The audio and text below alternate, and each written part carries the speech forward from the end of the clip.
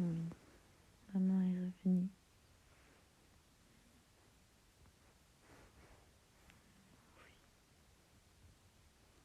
Oh, oh, oh. Comment ta nuit, mon petit chéri? Coucou, juste pour vous dire, alors que je rentre seulement, j'ai joué La Pérille Mortelle avec une passage sur l'actu, comme d'hab. Et puis ensuite, donc ça a duré 1h30, 1h40, où j'ai tout donné avec une public merveilleuse. Merci. Et ensuite, j'ai enchaîné avec les dédicaces, les échanges. Et puis ensuite, j'avais 1 heure d'interview filmée. Vous pourrez la voir, ce sera la 9 mars, un nouveau média qui s'appelle Le Témoin, qui n'a pas encore publié. Je ne sais pas qui seront les autres invités, ni rien, mais la démarche de que ce soit pas un débat, ça repose, même si voilà, j'en fais aussi, comme vous la savez, mais d'avoir 1 heure pour expliquer les idées, l'analyse, moi ce que je fais sur scène et avec la féminine universelle, ça m'a semblé intéressante et pas si courante.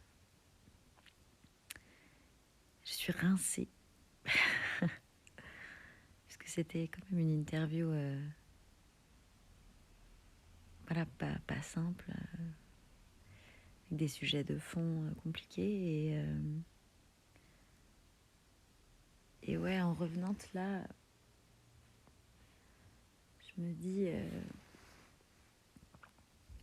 j'ai forcément on débrief dans sa tête, mesdames qui faites ce genre d'exercice de répondre à la presse régulièrement. Est-ce que, pardonnez-moi, en même temps, je fais des câlins à mon bébé d'amour pochon qui bâille. Il est magnifique. Très, très chou. C'est... Mais qu'est-ce que je l'aime, c'est incroyable. Bref, qu'est-ce que je disais? Oui, donc les copines qui fêtent régulièrement de cet exercice de parler à des médias, j'imagine que c'est toutes comme ça. On se débriefe après, et surtout sur 1 heure. Et surtout sur des sujets qui nous touchent à ce point. On a parlé féminisme, enfantisme, animalisme, lutte sociale, voilà, lutte contre les discriminations en général. Discrimination, ça c'est masculin ça. Le discrimination. Voilà, en général. Et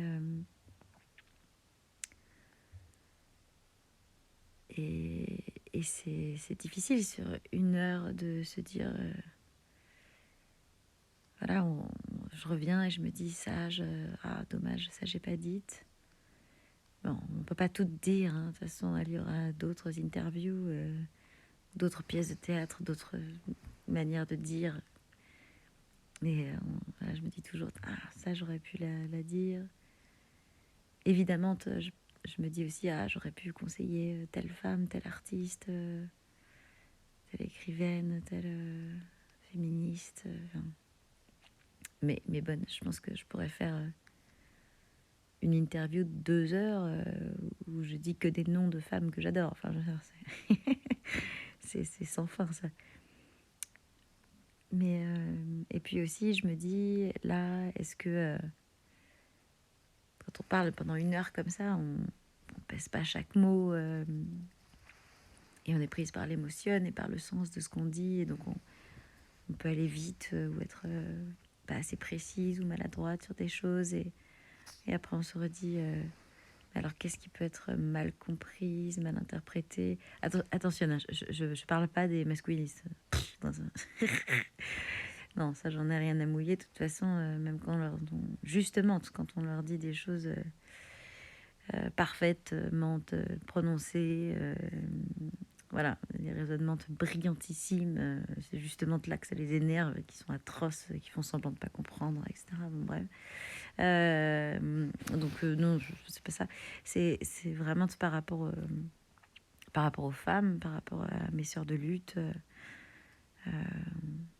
voilà, avec qui on peut évidemment avoir des désaccords. C'est normal, hein. Enfin, moi, je suis d'accord à 100% avec personne, en fait.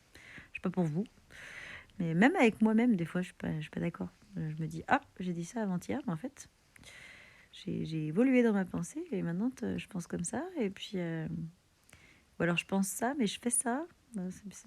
Bref, enfin voilà. Puis c'est chouette de pas être d'accord. En fait, moi, je suis très pro-démocratie, très pro-désaccord qui s'expriment, quoi. Il y a que dans les dictatures hein, que tout le monde fait semblant d'être d'accord. Hein. C'est louche. Donc voilà, et je me dis, celles qui sont engagées avec sincérité ou même pas engagées d'ailleurs, on se repasse le film, qu'est-ce qui peut être mal comprise, mal interprété, et donc qui peut m'être reproché alors que c'est pas ce que je voulais dire. Finalement, si on me reproche des choses que j'ai voulu dire, ça va, c'est ça que je pense. Donc bon, voilà, on peut ne pas être d'accord, ok. C'est plus de devoir expliquer aux sœurs, mais non, c'est pas ça, je vais vous le dire. Et on sait jamais, parce que je me souviens plus de chaque mot, chaque... Et ça pose aussi la question, en tant que féministe, en tant que femme en général d'ailleurs, à quel point on nous demande toujours d'être irréprochable. Et d'ailleurs, je crois que c'est Aurore Berger, notre merveilleuse ministresse, enfin, sous-secrétaire d'État en fait, aux droits des femmes, puisqu'on n'a plus de ministère de plein exercice depuis longtemps, qui a dit là récemment, je demande aux assos féministes d'être irréprochables. Mais pourquoi nous? C'est marrant, hein, les mecs, on leur demande jamais d'être irréprochables.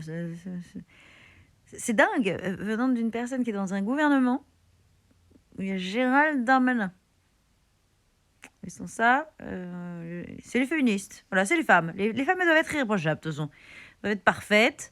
En plus, personne n'est d'accord sur la définition de ce que ça signifie. Voilà, qu'est-ce qu'il y a derrière ce mot de perfection.